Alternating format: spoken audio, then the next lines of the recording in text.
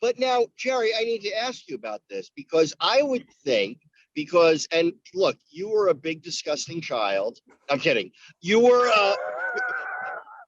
but you must sort of I don't mean that at all. You were adorable, obviously. I know. It's hilarious. But I will say this, like as a person who myself, you don't have to know. My weight goes up and down. I think like you must serve as an inspiration to a lot of kids who maybe start off life a little bit doughy, come into the world with like a solid B cup as a boy, and then now I look at you, Jerry, and I think like I'm not gay, but I'm aroused every time I think about you.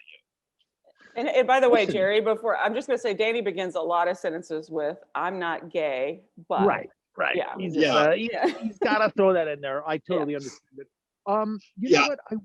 It's so funny. I wish I had a. I wish I had like a plan. Like I wish I had like a. This is gonna date me, but like a Susan Powter like regime that I did. Like I just went straight to keto, and that's it. Yeah. I just, you know what? I did Stand By Me. I was when we shot the film, I was 11, and the other kids I worked with who were pretty established young actors at the time were about 14 and 15. So they had sort of been through puberty, Right. And I had not. So then literally the year after we shot it and it came out, I grew, I'd say about 8 inches. Oh my God. It was just puberty, So I think I was a husky kid who had not grown. Now I did drink this was in the mid 80s. I drank, I'd say about 5 to 6 liters of cola a day. Yeah. But that's what's good for children in the 80s. Yeah. I averaged about 6 to 8 sticks of Twix a day as well. Twix was my jam. Mm-hmm. Oh my God, I like them. It's got that cookie crunch. And I will say, actually, maybe I did sort of. There was a conscious effort. My wife. Holy shit. My mom. Oh God. Hold on. Gotta go. We'll dig into that in a minute, Jerry. But go on. I gotta go back. That's gonna cost me about $500 in therapy now. Yeah, I was gonna say, do you want to lay down on the couch now outside, and we can? I gotta go back to couples therapy. We can work through it right now. Shit. No, my mom worked out at a fitness club, and she worked out with a trainer, and she got the trainer to work out with me. This is when I was about 11 or 12, and I was overweight as a child.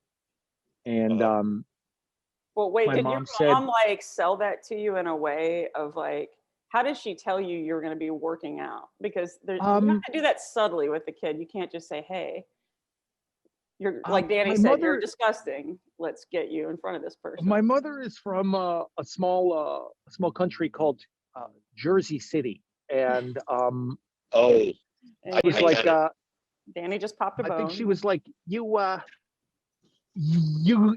got to go to my gym. You're just eating too much. It's just getting crazy, and you're not. I'm worried about you. And so I went to her gym, and it was like a gymnasium, like a. I mean, this is the 80s, so I don't think we had like Crunch and like 24-hour fitness on every corner. So it was a place in New York. Jackson Lane. I remember that was something we had everywhere at that time. Yeah. It was like, hey, you need to be eating steak and eggs, boy, for breakfast. But you know what? But this actually really, this actually has a lot to do with how I sort of, I don't want to say got in shape, but like was more conscious of how I ate really. I met with a trainer, and the first thing he said to me was, he gave me a little notebook. I remember it was like a little like composition notebook, with like it's not camouflage, but like that school, like the black and white stuff. Yeah, black and white. Composition book. Yeah. Academic, composition, academic camouflage. Yeah. And he said, I want you to write down everything you put in your mouth, and I mean everything. I mean, like, if you have a sip of soda, you got to put it in. If you have a candy bar, you got to put it in. If you have a piece of bread, you got to put it in. Everything. for 1 week, you're going to write it all down. And I did. And I went to go see him a week later. And I got to tell you, he was like, okay, let's just go through this. And we read it. And when I read it back, I was horrified. And he was like, do you see what's happening here? And I was like, yeah.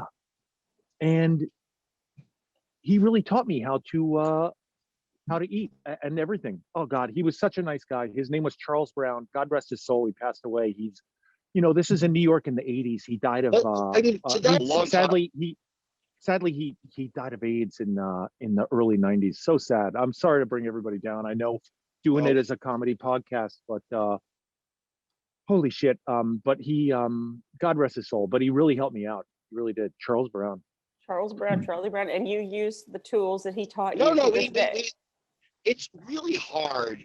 Like, no kid likes the way they look at 11, or as a little kid. And I've been sensitive to this just being on TV shows with kid actors all the time. And I can't imagine what that must be like if you're not feeling great about how you look, and then you're like on a big screen. Because even like, I don't care who you are. Very few kids are going to look and go like, yeah, I look great there. So I don't know. Many adults don't feel that great about how they look. That's true.